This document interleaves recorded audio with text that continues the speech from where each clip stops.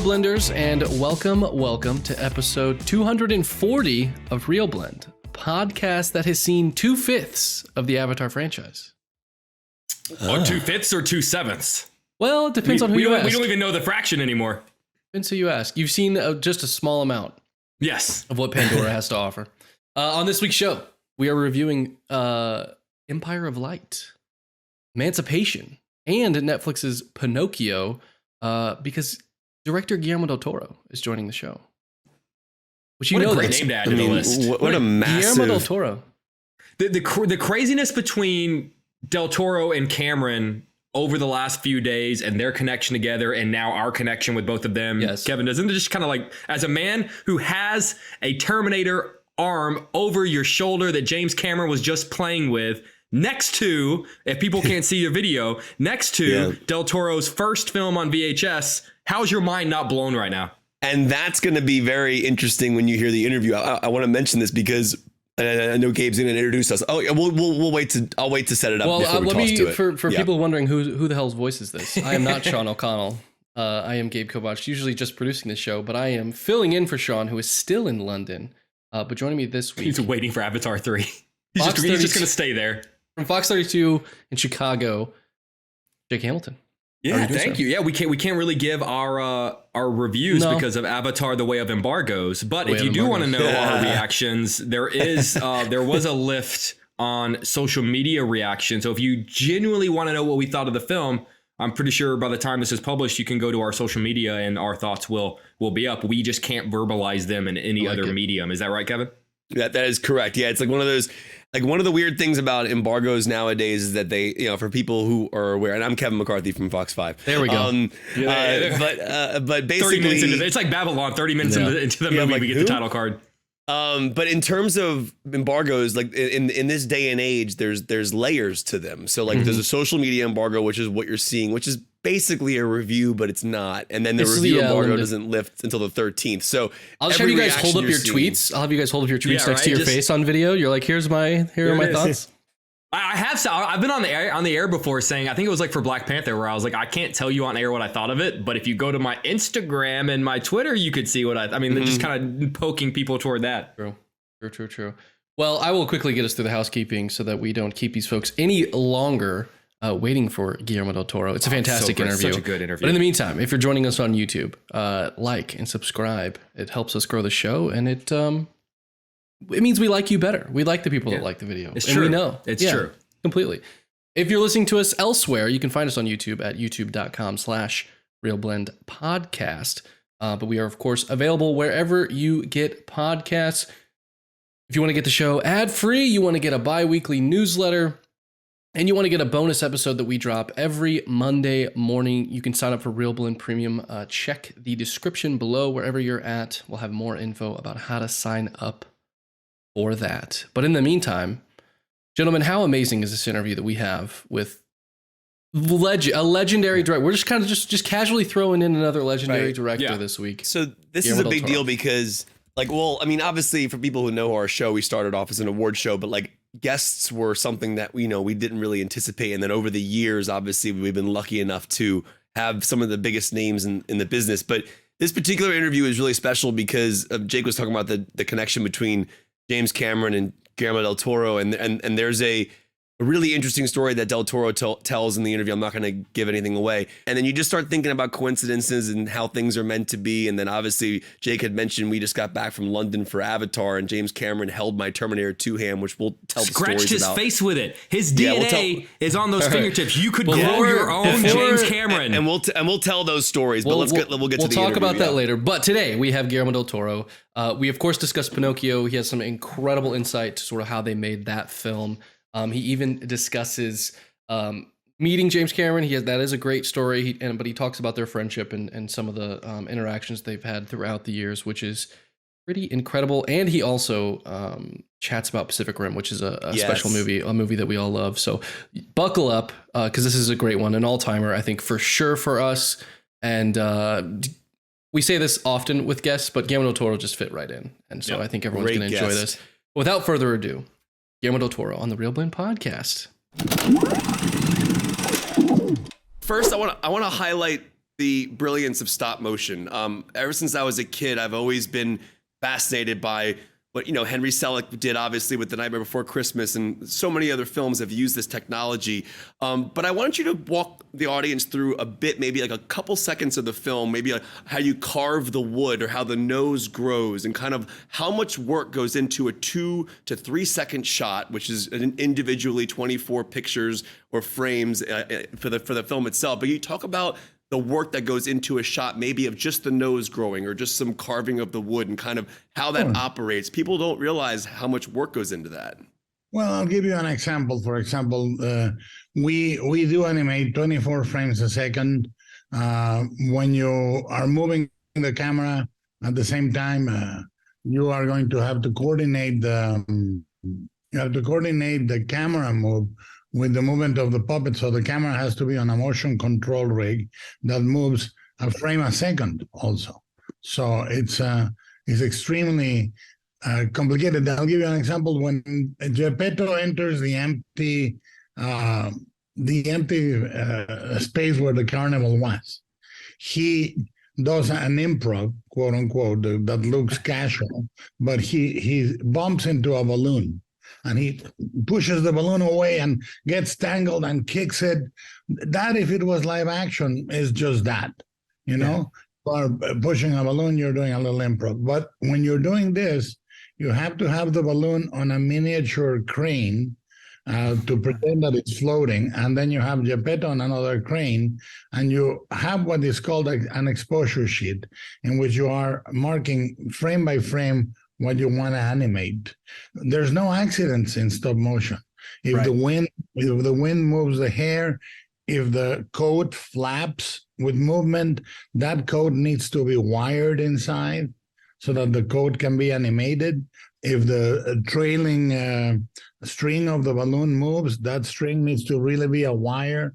It's really, there's nothing at all like stop motion. We do the same thing that are done in live action. We are doing real cinematography. We are doing real light, real props, real sets, everything, but in miniature. So I say this is like Ginger Rogers said to Fred Astaire.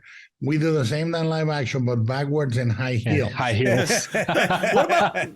What about rain? How do you get rain to fall on somebody and fall off? When the rain is falling between the puppet and the lens, that's digital, or you can do a plate. That's not touching the puppet. But when it touches the model, we have to have miniature resin drops moving alongside the model, and miniature acrylic drips when they fall off the edges.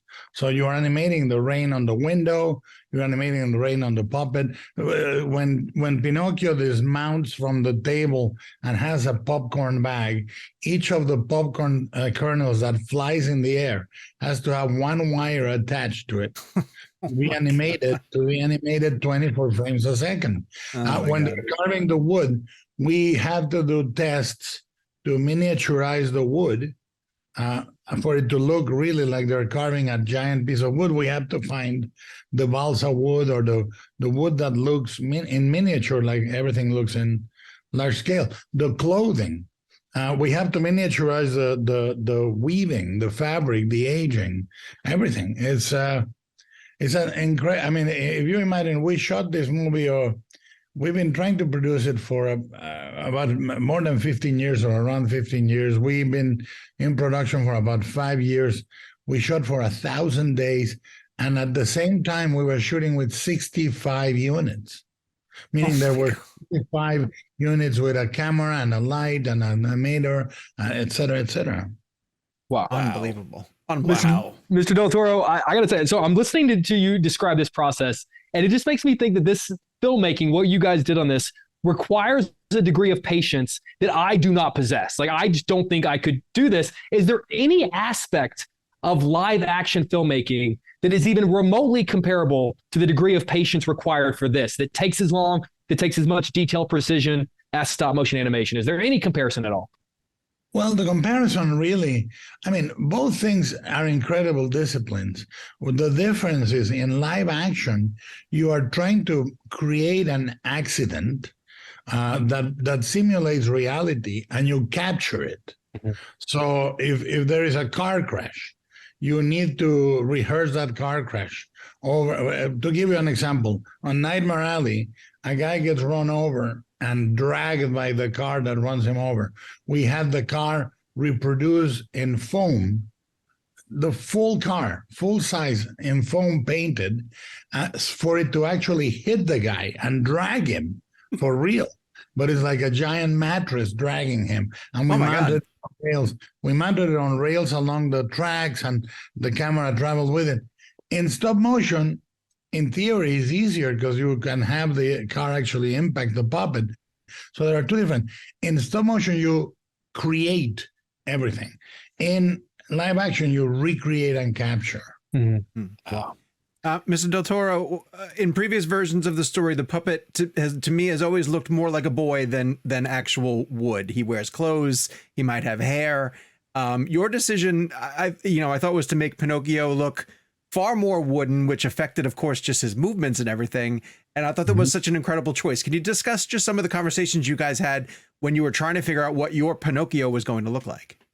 Well, that was the key. Every Pinocchio ever made, and I hear there are over 60 versions of this on film, and there are from Italy, from Germany, from France, from Italy, everywhere.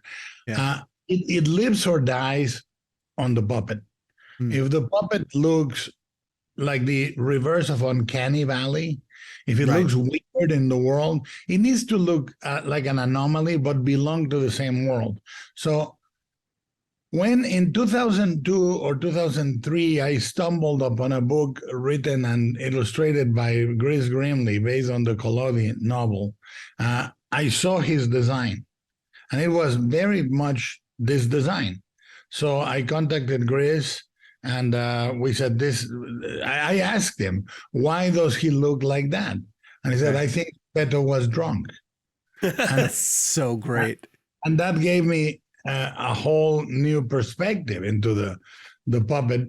And we started from there, So the design is also much more interesting because the way he lands in the real world, in almost every story, he lands and he's welcome. Oh, look, there goes Pinocchio to school. Oh, yeah. Hi, Pinocchio. How are you? Everything is magical. There are talking foxes, talking cats. Yeah. It's a very magical world. Here, he is the anomaly.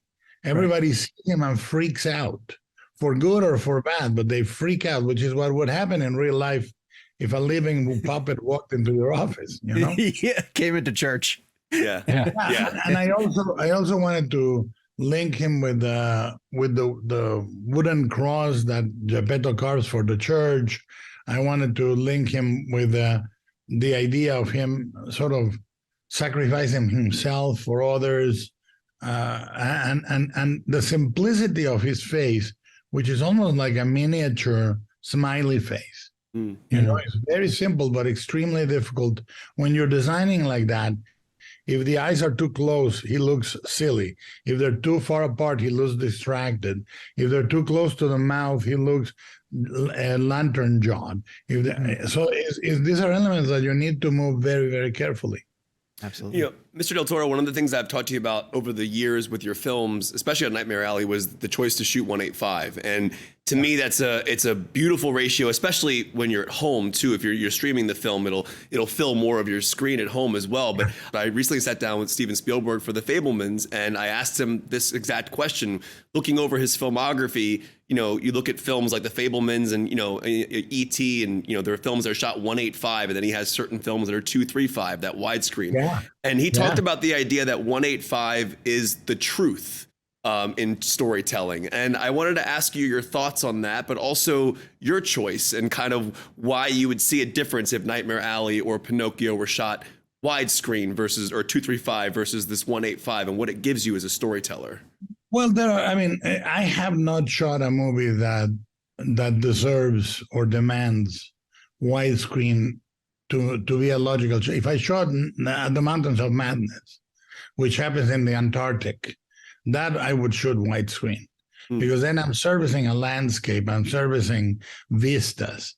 But other than that, there is the what is called the golden ratio, which is the golden ratio that the Greeks, alleged this is the perfect measure of aesthetics, the world, nature. It approximates 185. It's very much a canvas that comes naturally to me. If you think about it, widescreen was really invented more by producers than directors. When TV came and started sucking audience out of the theaters, the producer said, let's give them more image than they can get at home. And they sort of repurposed processes that were being developed in Europe and in America to create several systems of widescreen. Like a CinemaScope, right? Yeah, CinemaScope. Each of the studios had their proprietary widescreen. But in my opinion, 185, in the same way that if you talk to a cinematographer, they'll tell you 35 millimeters is the human eye. A 35 millimeter lens is a human eye. When you go wider, you're being stylish. When you go longer, you're being stylish for a different reason. I think 185 is a perfect window into the world. And I tend to think it makes my sense of composition is very hard for me to change it at this point. I mean, I've been 30 years with this, and I've always chose 185. I love it. I'm glad you do. It looks phenomenal. I have to tell you, one of my favorite aspects anytime I watch an animated film is trying to figure out who the voices are. I purposefully don't look it up so that when the movie is over, I can actually go back and look up to see who the cast is and see if I'm right in my predictions. I did not expect Cate Blanchett to be the monkey Spazzatura. Can you just explain to me, first of all, how that phone call went, but then the recording sessions? Can you explain that to me? Yeah, it actually happened. We were shooting Nightmare Alley. We were shooting in her office. And we were shooting, it was the last or next to last day of shoot. And we were having a blast. It's very easy to have a blast with Cate. She's very, very, very funny, which people don't normally think. And she said, we got to work immediately. Do we have anything on Pinocchio? And I said, well, all the parts are given. I said, but there is this monkey that maybe, and she said, a monkey. She said, I'm in. And we sent her the design of the monkey, Spazzatura, and she said, I think he's my spirit animal. And then the recording sessions, normally when you do a character that is like this, you do what is called a sampler. Meaning you get the actor and do 4 minutes of angry noises, and now do 4 minutes of scared noises. Now do 4 minutes. That's normally, and you have a sampler and you edit it. But Cate asked us to do it shot by shot. And she would say, so what is the monkey saying? And she would act. And she also voices the puppets that the monkey controls. So when the devil puppet or the Colombina or Puccinello are talking, that's a Cate also. Yeah. Did you guys record the recording? I would love to see video of the recording session of that. Yeah, me too. Yeah. It's funny. Some of the recording sessions, we would do half of it for the monkey and half of it for Tar. Really? Wait a second. Yeah. She was going back and forth? With ADR on top. She would do ADR for the monkey, and then she would go on and to do some recordings for Tar. Come on! I want to see stop motion Lydia Tar. That's what I would like to see. No, it was really interesting. And but the thing with Cate is, she understood something really right away, how important the character is in the movie.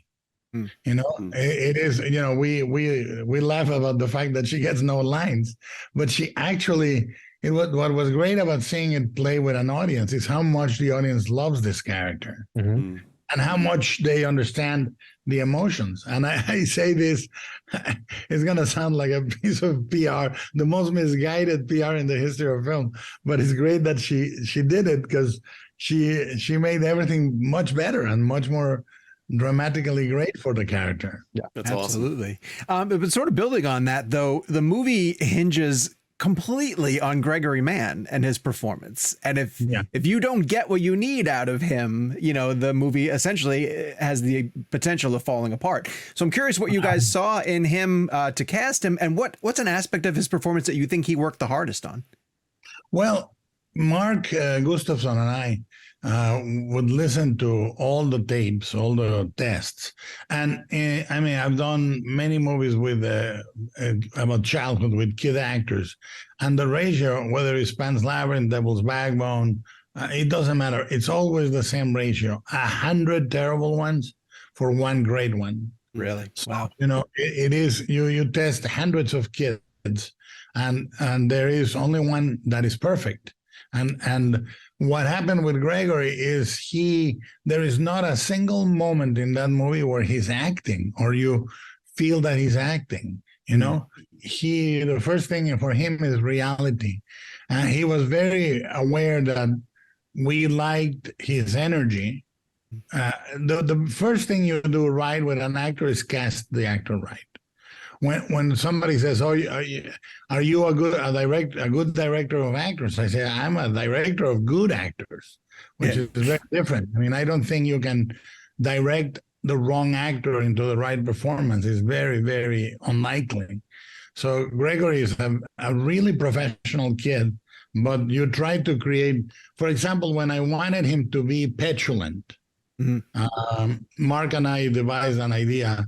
He would push me on the belly and call me dummy. I would say, really? Shut up, dummy.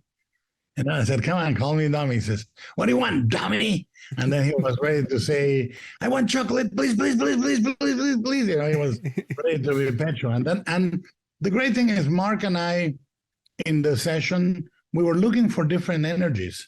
So I would say, we got it. And Mark would say, can we have one more this other way?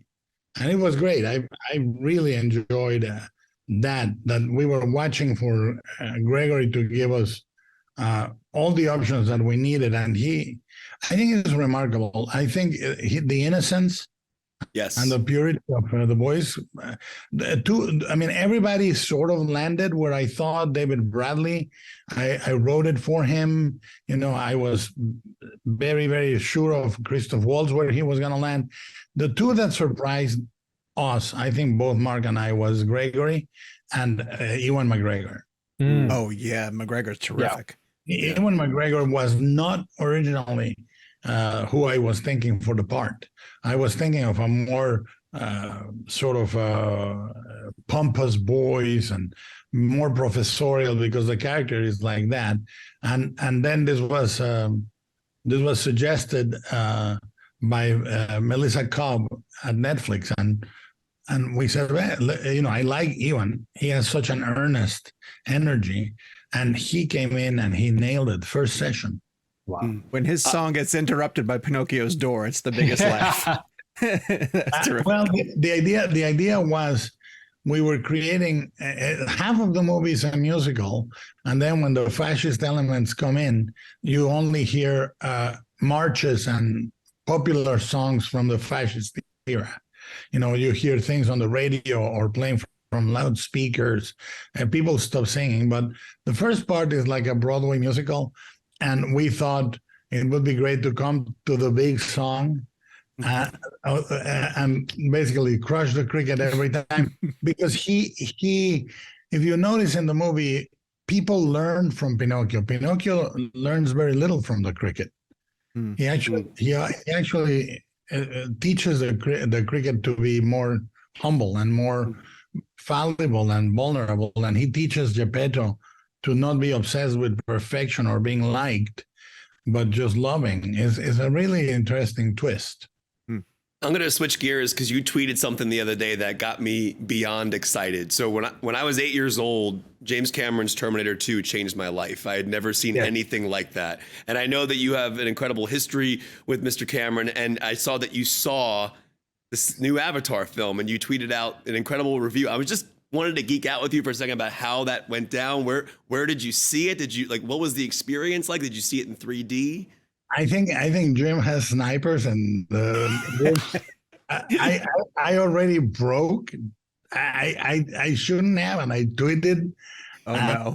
I already, but I will say this: what I said, I stand 110% for what I said.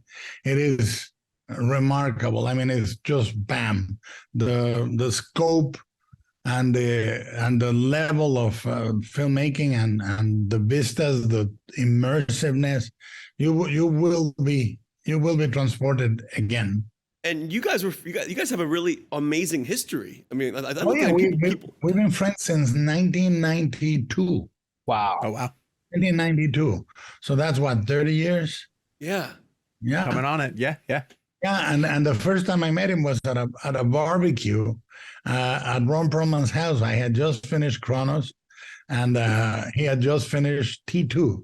And he said to me, "I hear that you did a movie and that you mortgaged your house and that you risked it all." I said, "Yeah." He says, "That doesn't mean it's gonna work."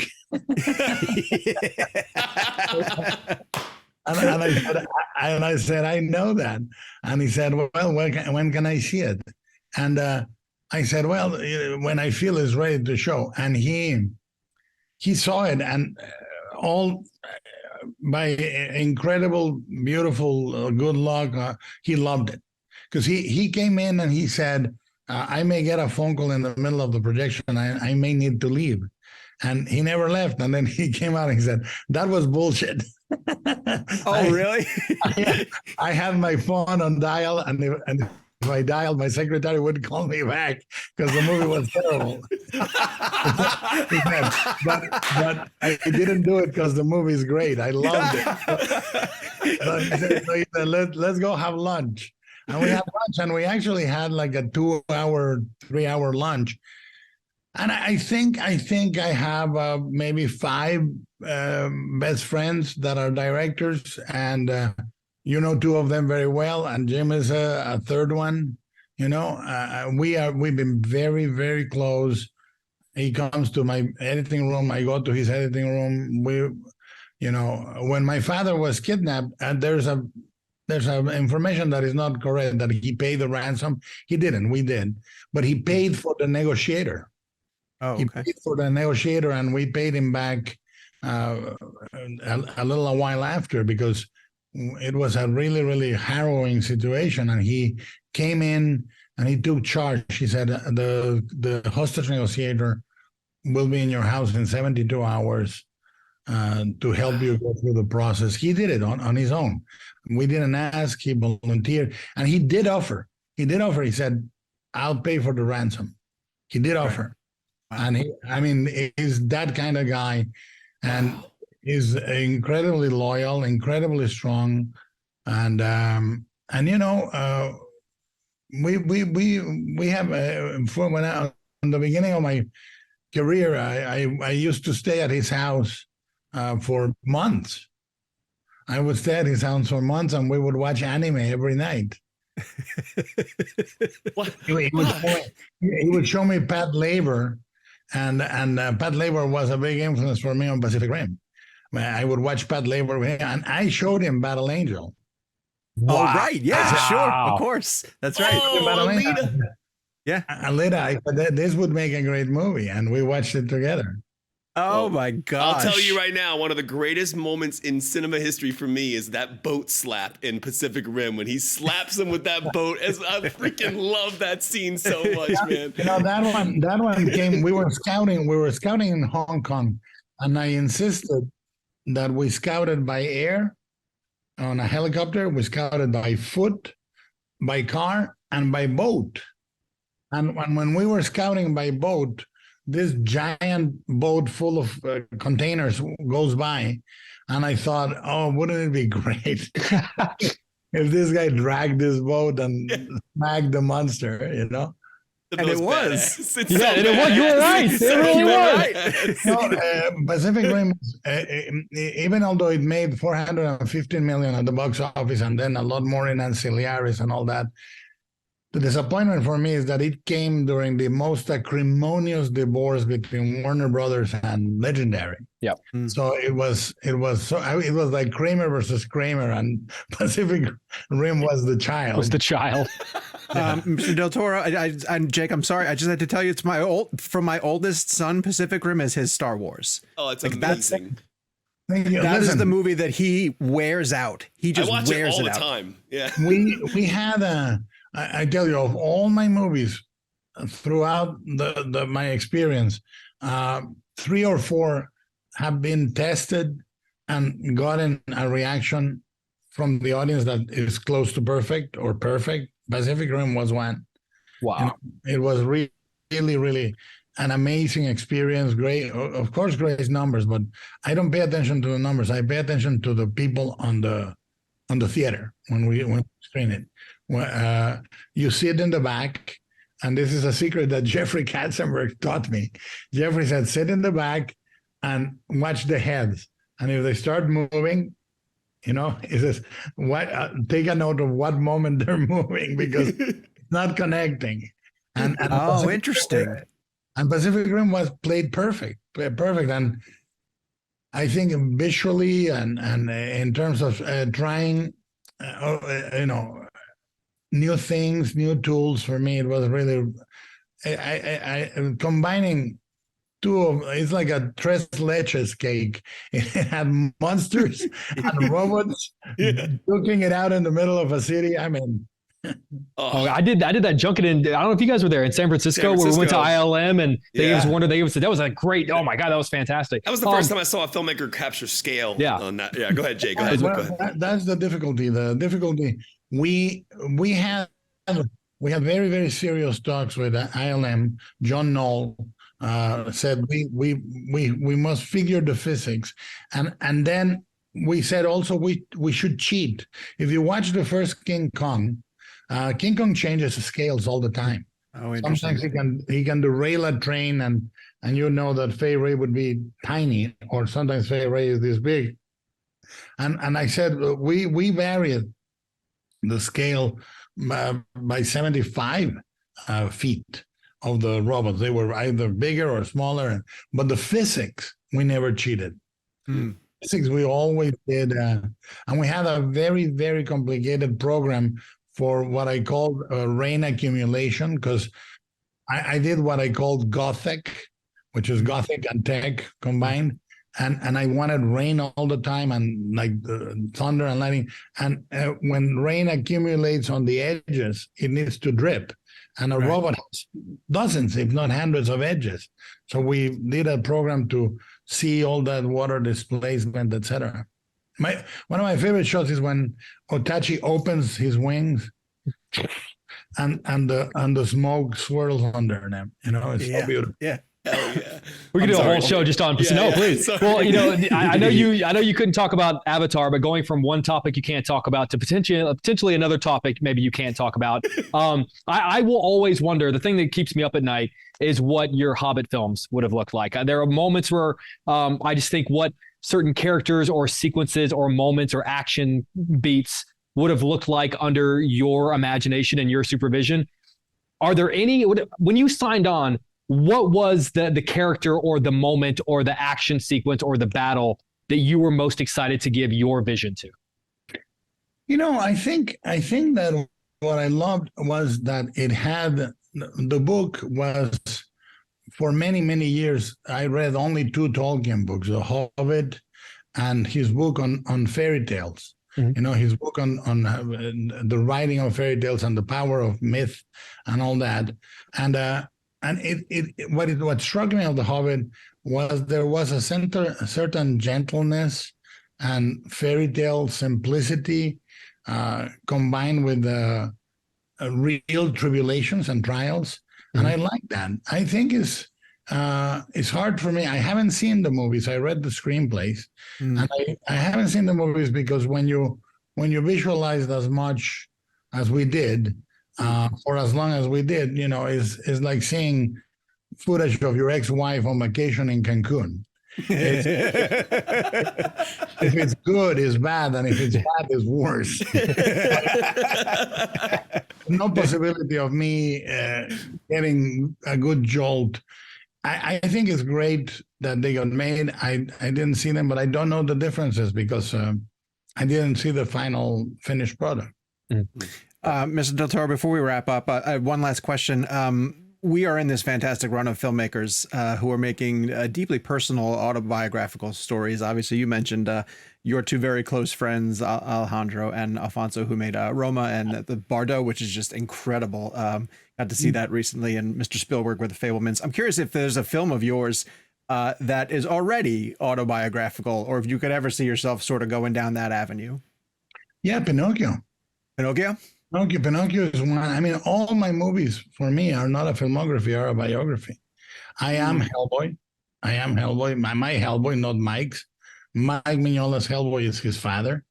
My Hellboy is me. Oh, interesting. Even although I'm not an orphan girl in the Spanish Civil War, I am the girl in Pan's Labyrinth. I am the boys in Devil's Backbone. And Pinocchio. That's why Pinocchio fits, for me, is a trilogy. Devil's Backbone, Pinocchio, and Pan's Labyrinth form a little trilogy about childhood and war, And Pinocchio is the things I learned through all my life. For me, the final line in the movie, I wrote as a distillation of everything I've come to understand to be true about life, how important and unimportant we are. Spoilers ahead, but I'll say the final line, but it is what happens, and then we're gone. It's very simple. It's very accepting of the fact that we're here very briefly, and we matter not much, but we matter in the chain of kindness that we can create for others. And as a father, I saw my failures as my kids became older. And as a son, I saw my father's failures in a more human way. So I wanted to write a movie and co-write and co-direct a movie that talked from that perspective. If you notice, the movie is more the adventures of Geppetto in a way. Yeah. It really follows him. And the learning curve, again, spoilers ahead, please tune out. But it starts with a father that cannot accept the death of a child, and it ends with a child that accepts the death of a father. Mm-hmm. Interesting. It is for me full circle, completely biographical in that sense. Wow. That's fantastic. Thank you so much for sharing all that, Mr. Del Toro, and of course, thank you for joining us. We wish we had more time, but we know you have such a busy day. So thank you for joining us on the ReelBlend podcast. All right. Thank you, guys. No problem. What Pacific Rim again? Yes, we will. We're watching tonight, man. That boot slap. I'm all in. I'll watch it too. 40X. Bye, buddy. Bye. And we are back. Thank you to Guillermo del Toro for joining the show, and thank you to Netflix for helping us get him on. You can check out Pinocchio right now on Netflix, and we are going to be reviewing that film later. But in the meantime, before we get to This Week in Movies, Jake, your thoughts on that incredible interview? Yeah, I mean, it's funny, you mentioned this earlier, but we often talk about, for me, like the threshold for an interview that I consider to be great is almost when I forget that the person is who they are, and it almost just feels like they're a new member of the ReelBlend gang and we're just geeking out about film. And we just had another interview who we won't name, but Kevin knows who I'm talking about, where it felt like this person, who is one of the biggest names on the planet, was just another ReelBlend dude. And I feel like that's whenever it crosses that threshold. Yeah. But when I feel like whenever it crosses that threshold, and I think Del Toro definitely did, that's when I'm like, that's a great interview. It's not a great interview with a director. It's a great interview with a movie fan. And you are often reminded, I think, on this show a lot, that the best filmmakers and actors and writers of all time are at their deepest core movie fans. Yeah. And I think the best interviews we have are when we bring that side out of them. And I think we did with Del Toro. Yeah, he was incredible. And one of the things that I watch Pacific Rim pretty often because I just think it looks incredible at home. It's one of those like really good transfers in 4K. It's a 1:7:8 aspect ratio, so it fills your whole screen.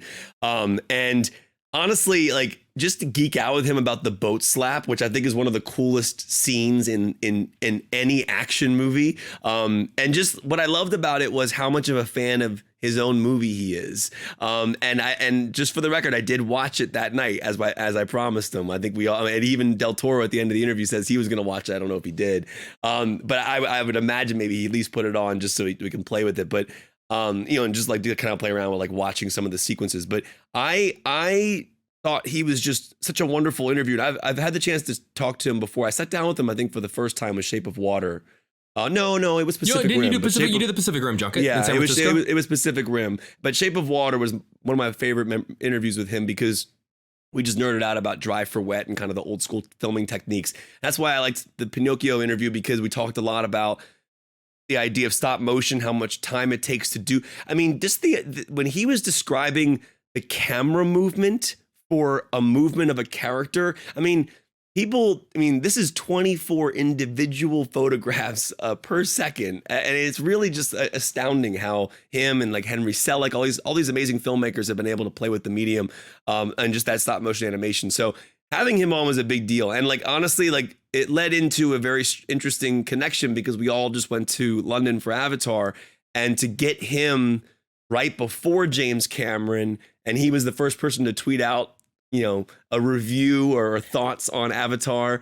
He said he jokingly got in trouble. I don't think he actually did, but I think he was saying he couldn't talk about it. But Kevin, didn't Sean say that in his TV interview with Cameron, like he brings up our conversation with Del Toro? So be sure to, by the time this airs, all of our Avatar interviews will be up somewhere online.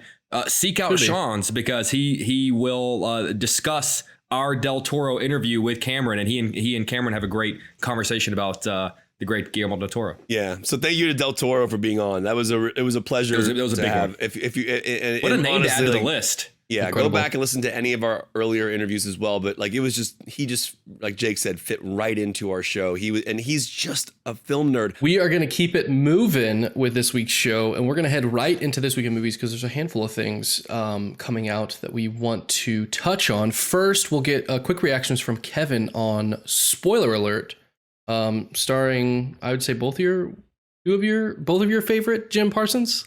We love Jim Parsons.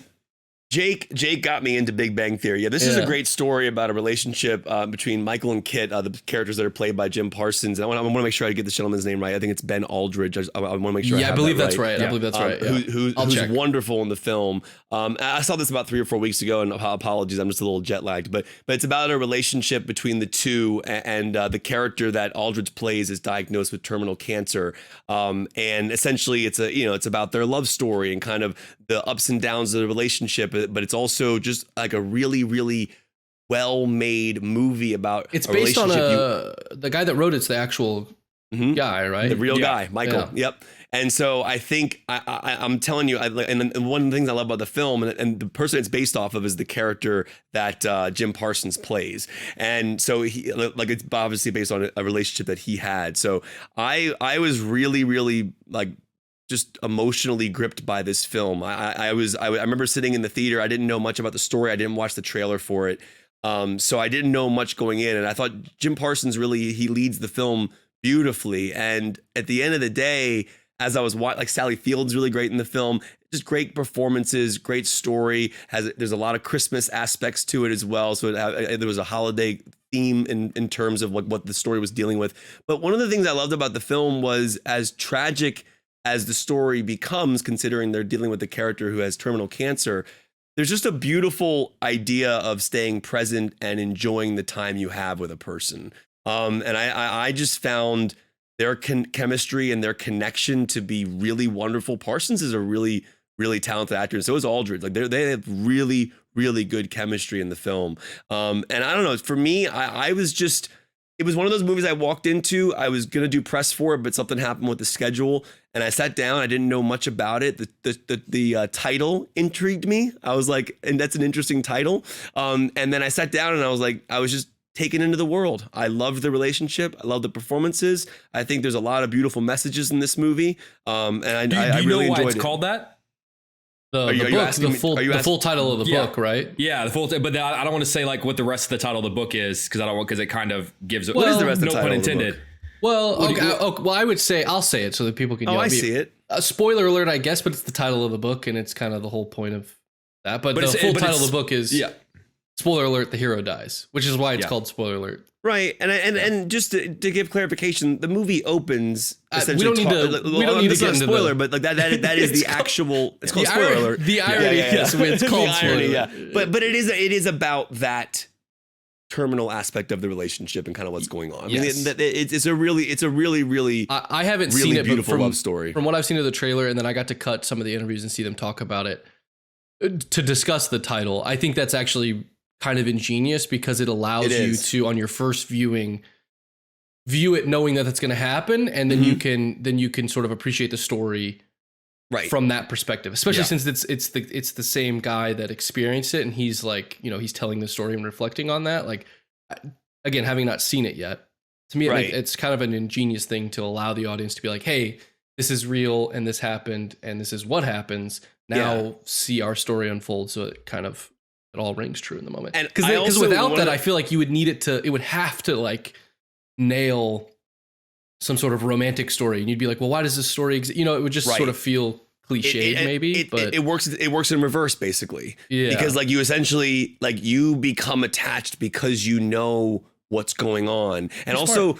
One of the things I will say about the film, if you see it this weekend or you see it in theaters or wherever you see it, stay through the credits. There's some a really beautiful piece of footage that they have in the credits that's real. And it's one of my favorite moments in the movie.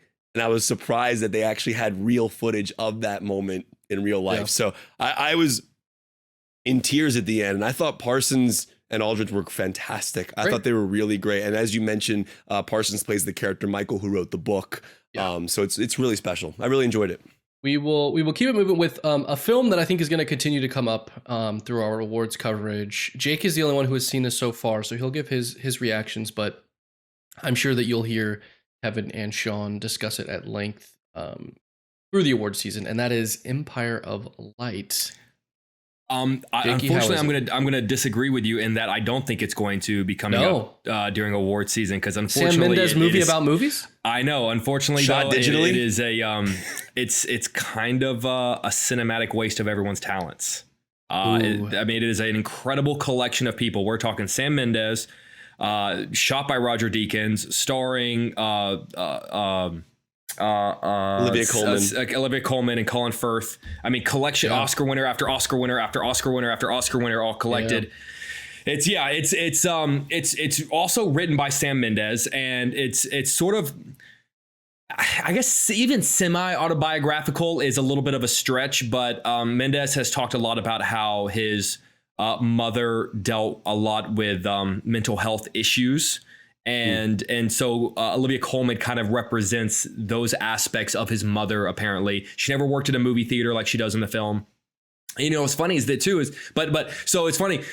So many directors right now are doing this autobiographical thing, and it seems like this is as close to as much we're going to see as Mendes doing it.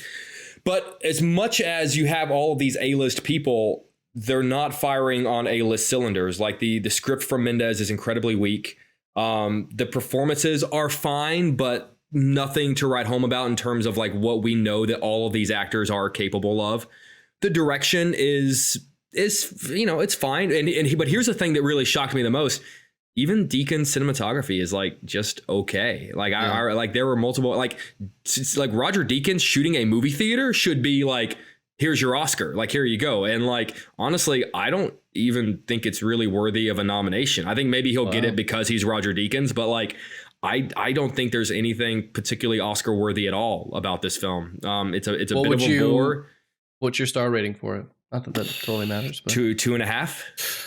Wow. Yeah, it is far and away my least favorite Sam Mendes film. It's honestly, here's all I'll say.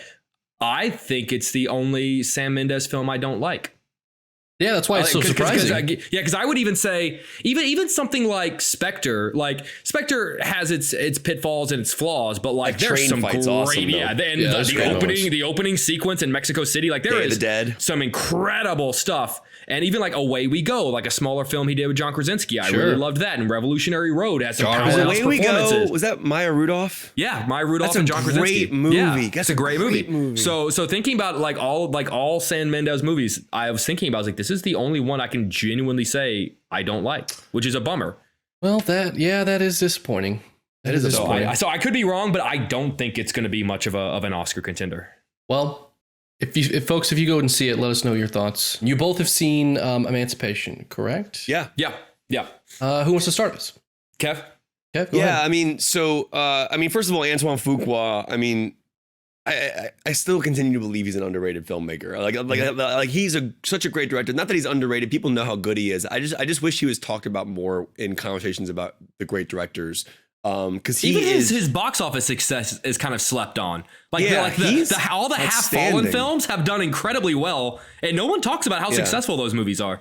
I mean, Training Day. One of my favorite movies he ever made was The Shooter with with Mark Wahlberg. That movie is awesome.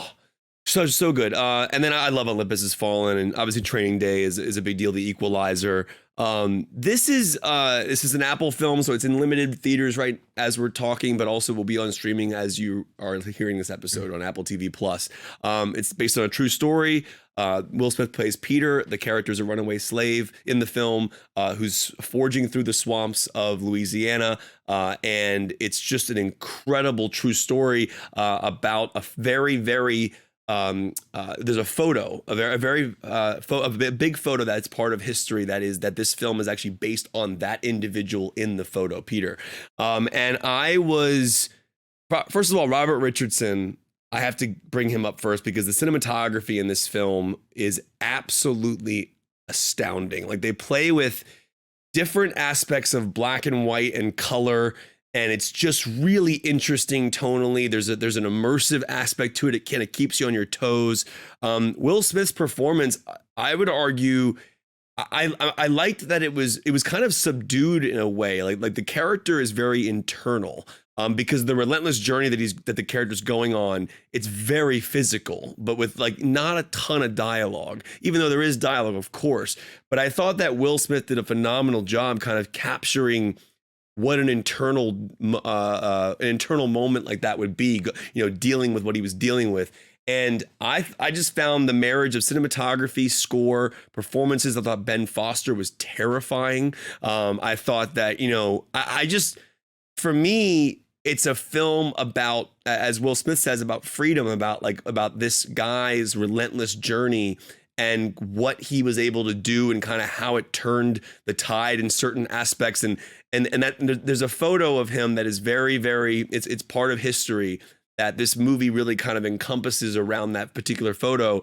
And it's the story of how we got to that moment, how we got to that particular photograph. And yeah, I just found Will Smith to be outstanding in this. And obviously, with everything going on in the world and everything, this is a film that you might go, oh, this sounds like a film that might be hard to watch. It is hard to watch, but it's also really, really interesting because it's a piece of history that I knew about, but I didn't know the full scope of it. And I just was blown away by the way it looked, by the way it was shot, scored, performed. I think there are a few moments that Jake and I have talked about off mic that we thought were a little over the top at times, and I won't go into what scenes they are, but there was just this one particular scene that Jake and I were like, do you think that really happened? Now, it might have. We never know. But it is a really interesting film, and a lot of people have been asking me, is it really hard to watch? It is, but at the end of the day, I also found it inspiring in a very, very interesting way, because it's a really beautiful story about a guy getting back to his family. And I say beautiful because at the end of the day, while we're dealing with the horrific aspects of what's going on in the story, obviously, there is just this like relentless aspect to the character to get home to his family and what he will do and what that means to him, and just the love of his children and his wife. I mean, it's powerful for sure. Jake, we kind of opened up talking about Fuqua, his filmography a bit. And this seems like a departure for him. It's something that is not that he's, shied away from a serious subject, but you could say he's more action heavy. He's more popcorn director in a lot of ways. Does this feel like a Fuqua film, or does this feel something totally new from him? What's so funny is that I actually feel like the film's handful of weaknesses are when Fuqua almost feels the need to tap back into old school Fuqua. There are, this is a heavy film that requires obviously a heavy tone, and there are moments. I'm just going to go ahead and say it. There are moments where it felt like Fuqua felt the need to interject like an action beat to keep us entertained. And I almost wanted to just pull him aside and say, like, you don't need that. Like, dude, this story on paper is unbelievably heart-wrenching and insane.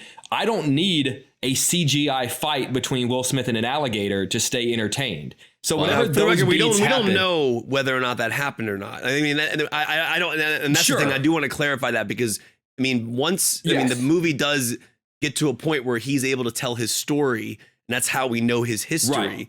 But this particular thing that Jake's referring to, we don't know for sure like if a it sore happened. thumb. Yeah. We Even just okay, here's what I'll say. Even if it did happen, it's not filmed or toned in such a way that feels like it belongs in the rest of the film. Sure. That being said, it does stick out. Yeah. Yes. That being said, I do think this features some of the strongest direction of Fuqua's career, and I also think that it features one of the best performances of Will Smith's career. I agree with you. And we have never really been the kind of podcast that talked much about what happened earlier this year, and I kind of want to keep that tradition going. Other than to say that.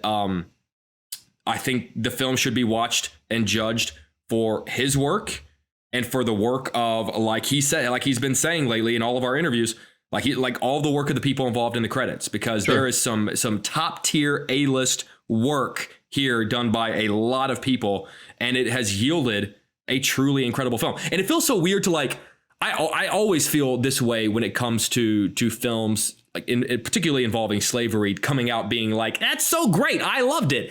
That's not like, but it's incredibly well done. It's an important film.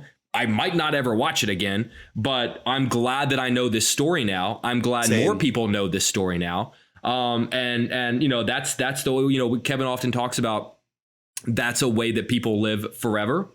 And if this man is able to achieve a higher degree of immortality because of the work that all of these people have done to the level and the degree that they've done it, then I'd say I'm glad this film exists, and I'm glad it was made, and I'm glad I'm better for having known this story, because I didn't know it. I honestly, I had no idea I didn't know this story.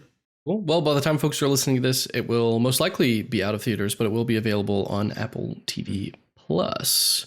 But that leaves us with our guest of the week, his film, which is headed to Netflix, and that's Guillermo del Toro's Pinocchio. Kev, keep it rolling. What did you think of Guillermo's version of Pinocchio? Yeah, I mean, again, kind of going back to the interview, like one of the things I find interesting about this film, really, I was just, as I was watching it, just picking apart in my mind, because one of the things that a movie can do that I love is if you find the perfect marriage of technical and emotional, you get pulled in both ways while you're watching it.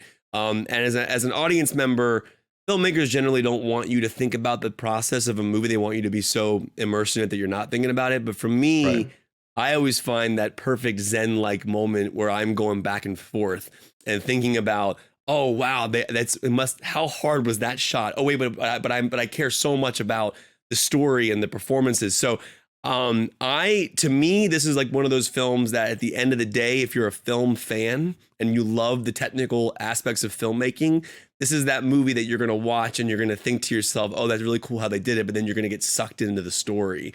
And there's been a zillion Pinocchio stories and over the years, but this one, the way Del Toro tells it, and he has a co-director on this one as well. I want to make sure we mention. Well, and how many units did he mention as well were filming it? It was like I forget if it was 20 or if it was 40. Like it was something crazy of how many people they had to have working on it at once. Yeah, Jake, it makes sense. You can't do that one thing at a time. They would spend. Yeah, I mean, I think that for me, I kind of pressed play on it thinking, okay, like how many different Pinocchios have we seen? How many different versions of this story? Like, what do you, other than this being stop motion animation and maybe being told with the Del Toro flair, what are you going to give me that I haven't seen before? And good God, within 15 minutes, I went, oh, that. Okay. I mean, like the depth, the heart, the soul that Del Toro pumped into this and film. Desplot's score, by the way, I gotta mention that. Oh my god! I mean, the way he uses a story that I am incredibly familiar with to make me think about things that story has never made me think about. Immortality, our legacy on this earth, what we leave behind.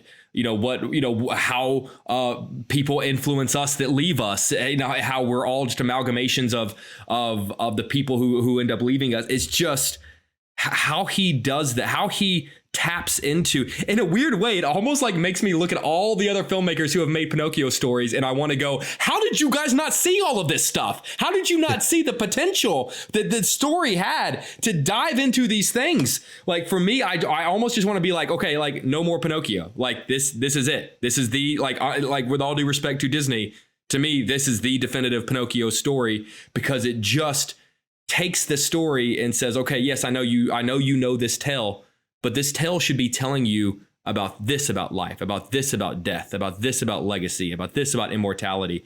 And by the end of the film, I just went, holy hell, like the emotional ringer that I was put through for the first time, despite having seen this story countless times before. I just made me want to stand up and applaud Del Toro, because it's just like, clearly you saw something, you saw potential there. And there's so many stories that I'm honestly, quite frankly, sick of them telling. I'm tired of Robin Hood stories. I'm tired of Three Musketeer stories. But then again, it makes me sort of pause and go, but maybe if the right director came along and found something within those stories. So it's almost making me more forgiving of these stories that we're seeing over and over again, and thinking like, okay, maybe we do keep asking for more until the right filmmaker finds them, because this is the case of the right filmmaker finding the right story and getting the most out of it. And I do want to just quickly shout out, and I hope I'm getting his name right. It's Mark Gustafson, who's the co-director of the film. So it's actually Del Toro and him. They both co-directed the film. Mark has worked in animation over the years, head of animation for certain projects as well. He's worked as a director as well. He's also worked as a writer. So it is a fascinating thing, because generally, and I could be wrong, we've seen Del Toro generally work on his own in terms of as a director, but shout out to Mark as well, who obviously worked with him on this and co-directed it. So I just wanted to get his name out there, because he is a co-director in the film. So folks have at least seen the trailer and such, and so there's a bit you can glean from that. But I always, with stop motion, I always feel like more so than animation, we get like unique styles. Like we get like unique look to the world and the characters and the way that they design the specific models. How did that work for you guys? Is it something that like is super striking and you're like, okay, I want to see them tell stories like in exactly this world, or did it feel too specific to Pinocchio? Well, honestly, the thing, I mean, doesn't exactly answer your question, but sure. But one of the things I always talk about, the reason I love Nightmare Before Christmas, is kind of how like dirty and imperfect it looks. Like I almost feel like you can see the handprints or the fingerprints of like the people who made them. Like once Tim Burton took over, particularly like with Corpse Bride, and they almost started looking too clean for me. Like it just looked a little. It almost like it's almost like you're one step away from just being like CGI, like it was too perfect. I need a little bit of like I want to feel the texture. I want to feel like I know what these models feel like, and in that way, I'm even more immersed in the magic of seeing them do the things they're doing. And I feel like this style, like Del Toro's style with this particular film, goes back to that kind of Henry Selick Nightmare Before Christmas. Like I felt like I knew what Pinocchio sort of felt like. I felt like I could see the texture in Geppetto's beard, and that's really for me what won me over in the physical style of it. Yeah, and it's interesting. I remember years ago, my mom took me to MoMA in New York City for like a Tim Burton exhibit, and it gave me a deep appreciation for stop motion because they had this case with all of Jack Skellington's heads for all his different facial expressions, and they would like change it out for every time he would smile. But like, and so you think about all the different physical puppets that are there on screen. And one of the cool things about this type of movie is that he can blend CG with it. He can use CG. And one of the things that I thought Del Toro was blending is a huge thing that we're proponents of on this show. Right. True. It's true. But even something like Rain hitting a character, and how he said that some of it was CG, but then if you wanted to roll down the character, like it's funny. Like I mentioned when we were talking about the film just now, in terms of reactions, there's that part of your brain that can go back and forth between the technical and the emotional. I wouldn't mind just sitting down and watching the film just from a purely technical perspective. Yep. Just to watch the images without like, and then take my mind off the story for a second, because basically when a film is so good that you can like that it goes back and forth like that. That's why I think filmmakers, to me, when they hit that, like Terminator 2, for example, I know it's a random film to bring up, but that's a film that I think technically and emotionally is brilliant. But I can appreciate both at the same time without being taken out of the story. And I think that's, to me, the sign of a great filmmaker. That's what Del Toro has always been able to do. Look at the practical nature of his effects from Pan's Labyrinth. Even stop motion aside, he's a practical filmmaker. He always really has been. I mean, down to Shape of Water, where he was doing dry for wet for those sequences. Like, I mean, it's pretty amazing. So we're just lucky to have a filmmaker like that working in this time, because he appreciates the tangible, the in-camera aspect of it, and the imperfect aspect of things. So yeah, I'm a big fan. I cannot wait to catch up on that one. But in the meantime, we are going to take a break. And on the other side, we're going to play our blend game. And you get to hear from Sean again, because Sean is going to send in his blend game pick. So we'll be right back on the other side. And we are back. Again, we got to get Richard Cheese involved with the show. I think about that every time. I think of it every time. Yes, we do. The blend game this week is Ewan McGregor. Jake, I'll let you take it away. Because he plays, for people looking for the connection, it's because he plays Jiminy Cricket in Pinocchio. Plays Cricket. And he's great. How is he? How is his cricket? Yeah, it's fantastic. He's great. Really great. He yields one of the best laughs of the entire movie. And it's not really like a big, like chuckle kind of movie, but one of the hardest I laughed out loud in the film is a result of him. Yeah. So what's your favorite performance from Ewan? Mine is in Big Fish, because he oh, nice. One, I think that's Tim Burton's best film.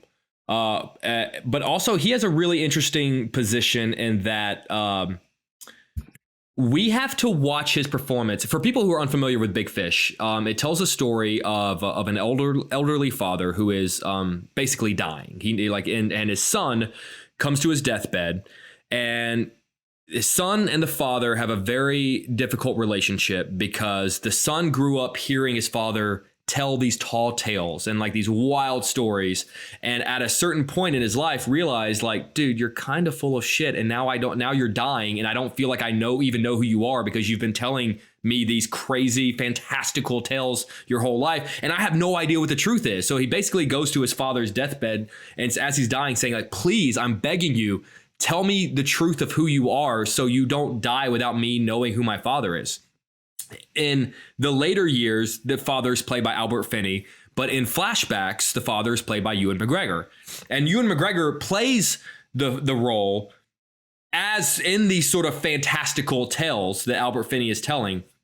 And so you're getting this version of this man who, as a viewer, you don't really know, because the stories are so wild and crazy and Tim Burton-esque, you don't really know how to feel about them, and you don't really know how to feel about this man, because there is a part of you that goes like, okay, dude, you're clearly full of shit. Like, this did not happen.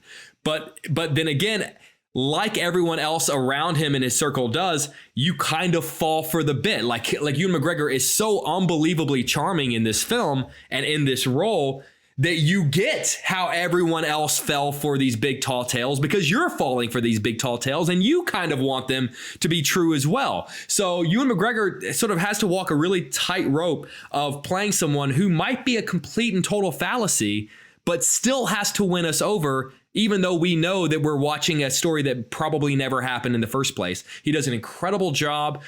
He brings a sense of heart and realism to sequences that are unbelievable. And that movie, the final act, without giving anything away, tears my heart out every time I see it. I mean, if you were to put on the last 15 minutes of that movie right now, even without the build up, I would start crying. Like that's what that movie does for me. And it's just, it's just a beautiful, beautiful film, and the most underrated Tim Burton film by a mile. I think that's a wonderful pick. Kevin, do you agree? Where'd you go? I love that film. I mean, I'm gonna go a little more recent. I mean, Moulin Rouge was the one I was kind of like jumping around in my mind with a little bit, only because he's just phenomenal in that movie. But I gotta go to Dr. Sleep, to be honest with you. Oh, great pick. Great pick. And I think it's Dr. Sleep primarily because of the task of what that film had to do, which was follow up The Shining, tell a story from that child's perspective later in life, capture the emotion of what that kid may have went through in the years between the two stories, and somehow can like nail that entire third act. Like, I don't understand, like, for me, first of all, as an actor, to have an undertaking of a moment where you're talking to somebody playing Nicholson's character, which is obviously Henry from E.T. and Haunting of Hill House. But I just found his performance in that film, the struggle of the character, what he was dealing with, the way he interacted with everything in that incredible Shining aspect. I mean, to me, it was a beautiful performance. It's a really internal performance, but also those scenes when he would go visit people on their deathbeds, essentially, and I just loved the way that he would play those sequences. I just think it's a really interesting performance from him. And I think while as famous as Ewan McGregor is, when I watched Dr. Sleep, in my head, he's just the kid from Shining, all grown up and just living his life in the modern world, and how the trauma, that movie is really about trauma. I mean, I find it to be, and kind of like what he's dealing with, what he's going through, the consequences of the story of the events of The Shining, and to really carry that legacy forward of arguably the greatest, in my opinion, one of the greatest horror movies of all time. And then for Flanagan to really take that baton and continue it in a beautiful way, anchored by a phenomenal performance from Ewan McGregor. I mean, that cast is extraordinary. Obviously, Rebecca Ferguson, everybody's involved in that movie, is really great. But McGregor is the heart of the movie. He is the centerpiece of that film. It's you go back and watch The Shining now. That's why I think his performance is so great. When I watch The Shining now, I already have an indication maybe where this kid's going in life because of the way Ewan plays him.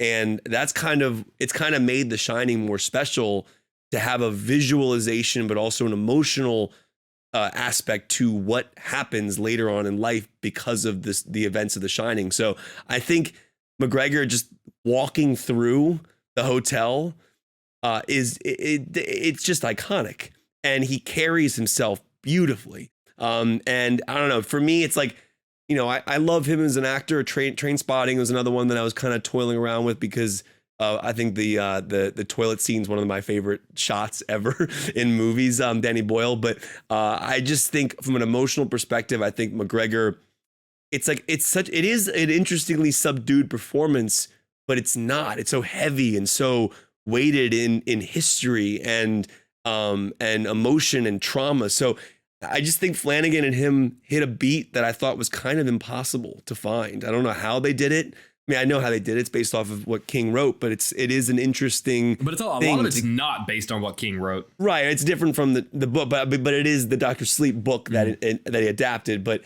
it's still a very fascinating thing. That movie was, when I was like, how do you follow up The Shining? And you sit down and you just watch this like masterpiece unfold. Sure. And it's a lot of it. Obviously, Flanagan deserves a ton of credit for. McGregor is the anchor. He's the we are him. We are walking through this story with him.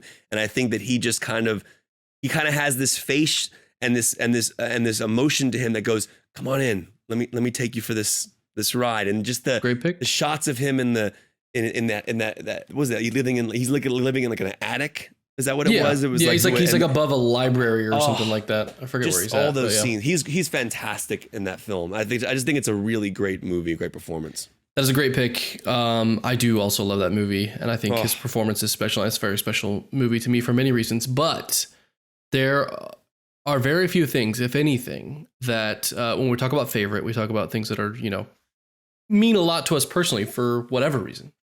There are few things on this planet and in movies that will meet the anticipation and sort of the memories I have around episode 1. Phantom Menace. It's a great pick. I think I've discussed this before, and I'm not alone in this. That is one means of a lot the. to you. Yeah. Well, it's one of the first things that me and my dad ever bonded over. It's something we still bond over to this point. Like it's, like when the sequel trilogy was coming out, it was like really important for us to get to go opening night and stuff. And we don't really do that with anything but Star Wars. And so as a kid, I remember when that was coming out and I didn't know anything. He made a point of like buying we had the original trilogy on VHS and we wore those out. And I remember him being so excited and him being so, you're a little kid and your dad's excited about something and all those memories that are just like burned into my mind.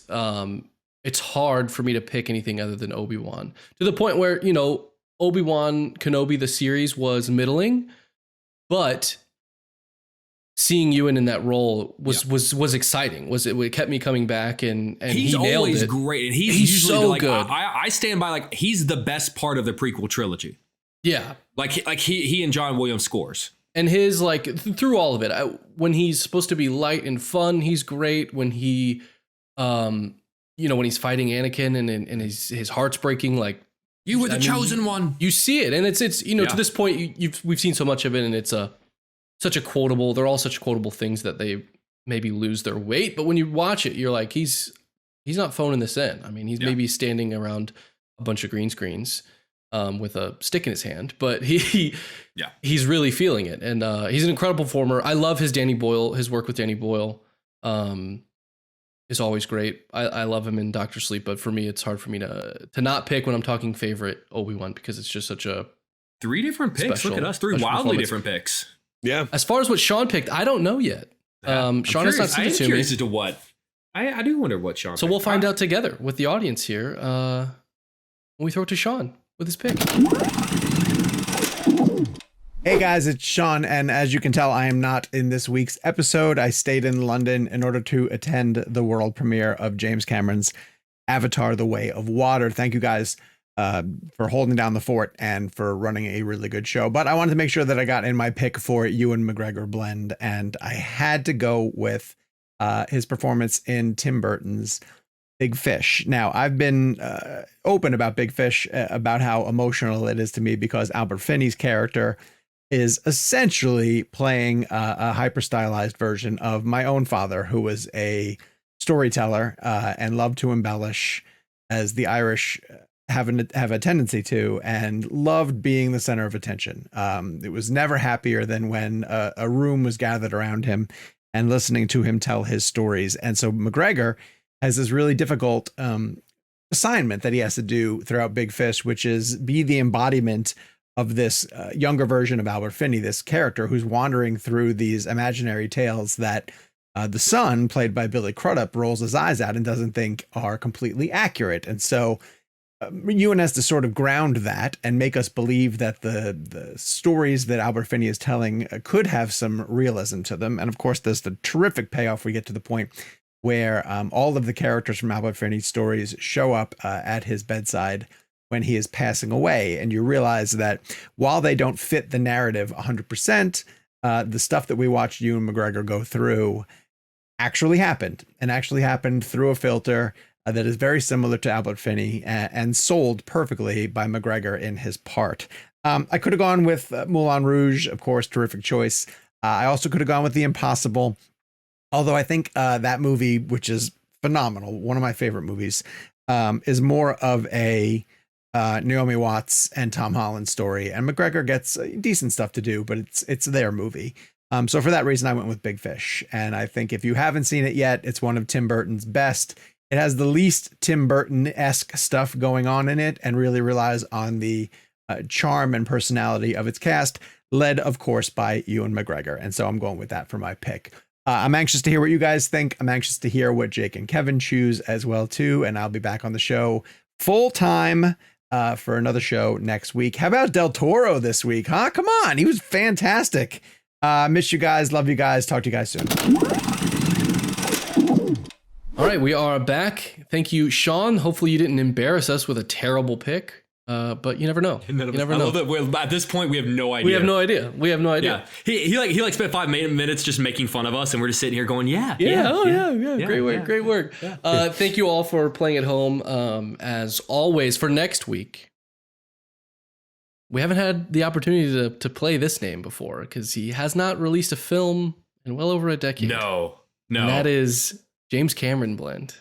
Oh, yeah. Okay, do we take T2 out? What I will say is if you feel like your answer is obvious, bring 2. Sure. Yes, this is my answer. We discussed T2, so yes, bring your second. But we're celebrating James Cameron next week in the Blend game. So what if we did James Cameron scene, like one scene from a James or I want to do James Cameron Blend because we're audience participation here. I want you folks to send in your favorite James Cameron film and tell us why. We love the personal stories, and then when we get to it next week, we'll just kind of have fun talking about James Cameron. Are we gonna do a James Cameron tier list? It's a very doable tier list.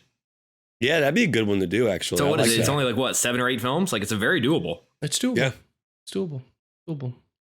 We'll see. Right now, Gabe's going, shut the hell up, Jake. Well, we're one host down this week, so I can never commit to anything. I can never commit to anything. But anyway, yes, you can write in ReelBlend@cinemablend.com via email or tweet at us using hashtag James Cameron Blend. Our next premium episode drops on Monday, so again, check the description for how to sign up if you have not done that yet. Again, no promises because Sean is still in London, and I don't want to make too many promises. But the plan is for us to discuss this London trip, behind the scenes goodness on the next premium episode. We will at some point if Sean is for some reason not available, but that is the plan. So sign up for all of that. In the meantime, you can follow us at Jake's Takes, at Kevin McCarthy TV, at Sean_O'Connell. I am at Gabe Kovac. The show is at ReelBlend. But until next time, that thing hockey you do. Pads and elephant feces. Are we still keeping that secret? Can we say that we got them for the real ones? I didn't know if we were allowed to. I don't know. What? Is it embargoed? Okay, here's a gift for everyone who listens. Is it embargoed? Is it embargoed? No. We're not worried about embargoes, right? No. Oh, Tom Hanks is coming back, guys. We got Tom Hanks. We got Tom Hanks. Hey, Tom Hanks.